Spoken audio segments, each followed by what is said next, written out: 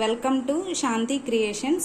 ఈరోజు మనం ఎంతో టేస్టీ అయిన రవ్వ కేసరి అందరికీ ఇష్టమే కదా, ఎలా ప్రిపేర్ చేయాలో చూద్దాము. చూడండి, ఈ కన్సిస్టెన్సీలో చక్కగా మంచిగా వచ్చేలాగా ఈ కన్సిస్టెన్సీలో నీట్గా, అంటే మరీ గట్టిగా కాకోకుండా ఇలా ఎలా చేసుకోవాలో చూద్దాము.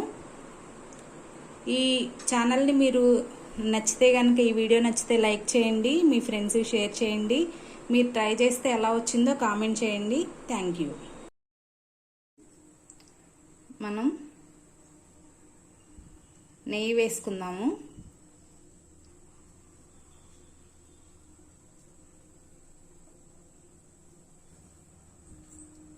ఈ నెయ్యి వేడవగానే డ్రై ఫ్రూట్స్ వేసుకుందాం. కాజు వేసుకుంటున్నాను.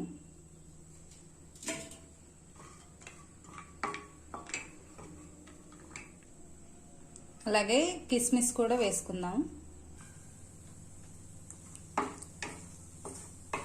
ఈ దోరగా వేయించుకొని చక్కగా ఇలా ఫ్రై అయిన తర్వాత మనం వీటిని తీసి పక్కన పెట్టుకుందాము. ఒక కప్పు, ఈ కప్పుతో నేను తీసుకుంటున్నాను బొంబాయి రవ్వ. దీన్ని మనం గోల్డెన్ కలర్లో ఫ్రై చేసుకుందాము నెయ్యిలో.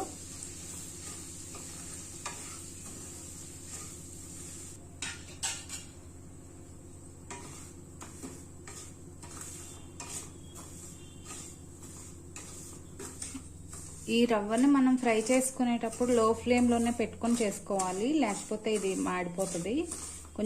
ఇంకొంచెం ఎర్రగా వచ్చే వరకు ఫ్రై చేసుకుందాము. ఇలా ఫ్రై అవనివ్వాలి. ఇది ఫ్రై అవుతుంది అని మనకి మంచి స్మెల్ వస్తుంది ఫ్రై అయినప్పుడు. అలాగే ఇట్లా గోల్డెన్ కలర్లో కూడా వస్తుంది. ఇప్పుడు దీన్ని మనం వేరే ప్లేట్లోకి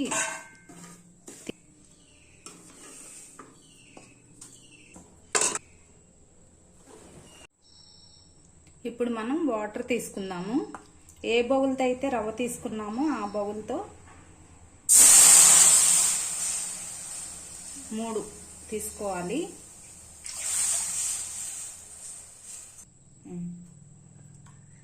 ఇలా 3 బౌల్స్ తీసుకుంటే మనకి చక్కగా మంచిగా వస్తుంది.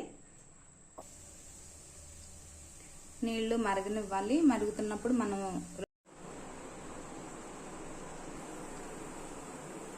ఇలా మరుగుతున్న నీళ్లు ఇలా మరిగే వరకు ఉంచుకోవాలి. ఇలా మరుగుతున్న నీళ్ళలో మనం వేడి చేసి పెట్టుకున్న రవ్వని వేసుకుందాము.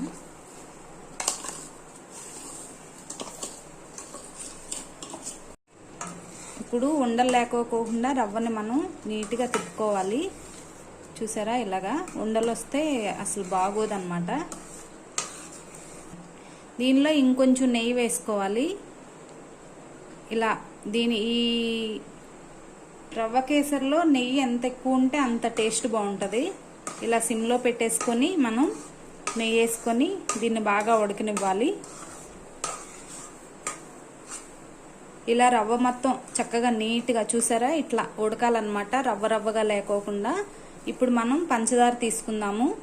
మనం ఏ గిన్నెతో అయితే రవ్వ తీసుకున్నామో ఆ గిన్నెతో, ఆ కొలతతో తీసుకోవాలి. మనం కప్పు తీసుకున్నాం కదా, కప్పున్నర వేసుకోవాలి పంచదార. ఇలాగా కప్పున్నర వేసుకొని దీన్ని బాగా కలుపుకోవాలి. ఇలా మొత్తం బాగా కలుపుకోవాలి, మిక్స్ చేసుకోవాలి. ఇలా షుగర్ కరిగిపోయి ఇది మొత్తం ఉడికేటప్పుడు మనం ఫుడ్ కలర్ తీసుకుందాము. నేను ఆరెంజ్ కలర్ వేస్తున్నాను. ఇలా ఫుడ్ కలర్ తీసుకొని దానిలో కొంచెం వాటర్ కలుపుకొని మనం స్ప్రెడ్ చేసుకుందాము. నేను ఆరెంజ్ కలర్ తీసుకున్నాను. ఎవరికి నచ్చిన కలర్ వాళ్ళు తీసుకోవచ్చు. ఇలా మొత్తం కలిపేసుకొని ఇప్పుడు ఇంకొంచెం నెయ్యి వేసుకుందాము. కేసర్ అనేది ఈ కన్సిస్టెన్సీలో వస్తే అసలు ఆరిపోయినా కానీ గట్టిగా అవ్వదన్నమాట, లేదంటే గట్టిగా అయిపోతుంది. ఇప్పుడు మనం వేయించి తీసుకున్న డ్రై ఫ్రూట్స్ని ఇందులో వేసేద్దాము.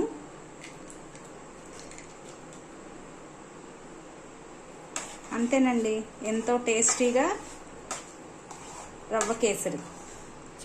ఇప్పుడు ఫైనల్గా ఇలాచీ వేసుకొని మనం దీన్ని ఆపేసుకుందాము. ఇంకా అయిపోయింది. ఈ కన్సిస్టెన్సీలో వస్తేనే మనకి బాగుంటుంది అన్నమాట. ఇప్పుడు దీన్ని మనం సర్వింగ్ బౌల్లోకి తీసుకుందాము. టేస్టీ రవ్వ కేసరి.